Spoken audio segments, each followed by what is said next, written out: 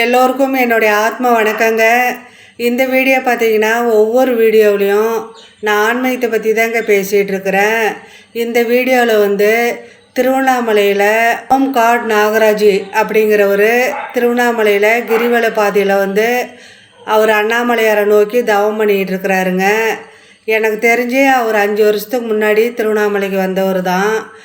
₹1 வாங்கிக்கிட்டு அவருடைய சொந்த வீட்டை கொடுத்துட்டு அவர் படித்த சர்டிஃபிகேட்டு, வேலைக்கு போன சர்டிஃபிகேட்டு எல்லாத்தையும் கிழித்து நெருப்பில் போட்டுட்டு அண்ணாமலையார் நோக்கி தவம் பண்ணுறதுக்காக அவர் திருவண்ணாமலையில் கிரிவல பாதையில் உட்காந்துருக்குறாருங்க.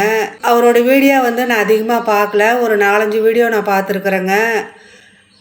அவர் திருவண்ணாமலைக்கு வந்ததுக்கப்புறம் எங்கே இருக்கிறாருன்னு தெரியாத ஒரு வீடியோவில் அவர் திருவண்ணாமலையில் இருக்கிறதா ஒரு வீடியோ வந்திருந்ததுங்க. நான் அதை தெரிஞ்சுக்கிட்டு நான் திருவண்ணாமலைக்கு போயிருந்தேன். நான் எப்போவுமே மாதத்துக்கு 1 நாளைக்கு 2 நாளைக்கு திருவண்ணாமலையை மலை சுற்றுறதுக்காக போவேங்க. அப்போ மலை சுற்ற போகல அவரை பார்த்து நிறைய டைம் பேசியிருக்கிறேன். நீங்கள் ஏங்க சாமி இந்த மாதிரி கல்யாணம் பண்ணிக்காமல் இந்த மாதிரி வந்துட்டீங்க அப்படின்னு கேட்டேன்.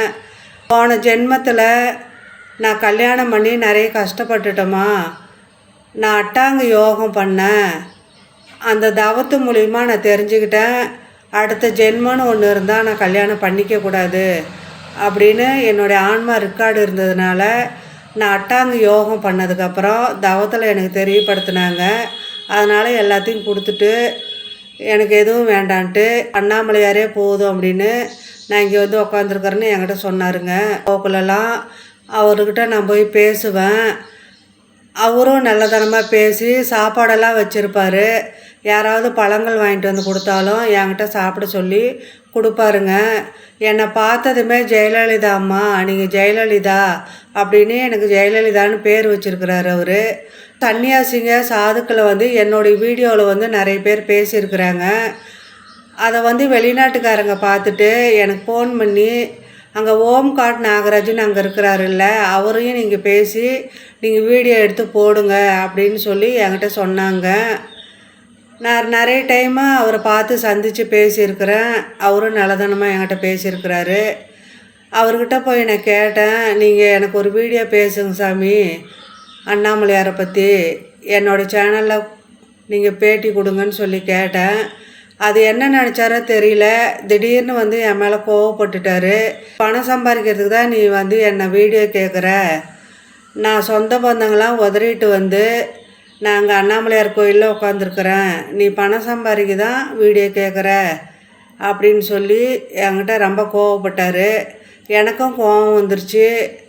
நான் அப்படி இல்லை சாமி, வெளிநாட்டுக்காரங்க கேட்டதுனால தான் உங்கள்கிட்ட பேட்டி கேட்டேன், நான் வீடியோவில் பேசுங்கன்னு நான் சொன்னேங்க அப்படின்னு சொல்லிட்டு நானும் கோவப்பட்டு, நீங்கள் அண்ணாமலையார் கோயிலில் இருக்கிறீங்க, இந்த மாதிரி பேசியிருக்கக்கூடாது, உங்களுக்கு காலம் பதில் சொல்லும் அப்படின்னு சொல்லிட்டு நான் வந்துட்டேங்க. அதுக்கப்புறம் இந்த 2 வருஷமாக நான் அவரை போய் பார்க்கவே இல்லை. அதுக்கப்புறம் அவர் நிறைய கஷ்டப்பட்டு நிறைய இன்னல்களுக்கு ஆளாகி அவரை அடிச்சிருக்கிறாங்க. நிறைய கஷ்டப்பட்டு இன்னல்களுக்கு ஆளாகிருக்கிறாரு.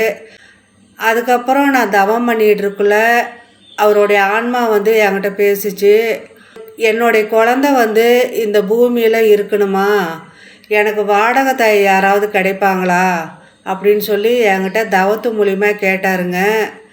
நான் அதுக்கப்புறம் அவரை பார்க்கவே இல்லை. நான் திருவண்ணாமலைக்கு நிறைய டைம் போயிருந்தேங்க. நான் அதுக்கப்புறம் அவரை பார்க்கவே இல்லை. நான் பார்த்து அவர்கிட்ட இந்த விஷயத்த நீங்கள் சொன்னீங்கன்னு நான் சொல்லவே இல்லைங்க. அது திருவண்ணாமலைக்கு போயிருந்தேன், ஆனால் நான் அவரை பார்க்கலிங்க. ஒரு தவம் பண்ணோம் அப்படின்னாக்க அடுத்தவங்க தவம் பண்ணியிருந்தாங்கன்னா அவங்க நம்மக்கிட்ட என்ன விஷயம் சொல்ல வராங்க அப்படிங்கிறது தவத்து மூலிமா நம்ம தெரிஞ்சுக்கலாங்க. இதுதான் தவத்தின் வலிமை. எல்லோருக்கும் ஆத்ம வணக்கங்க.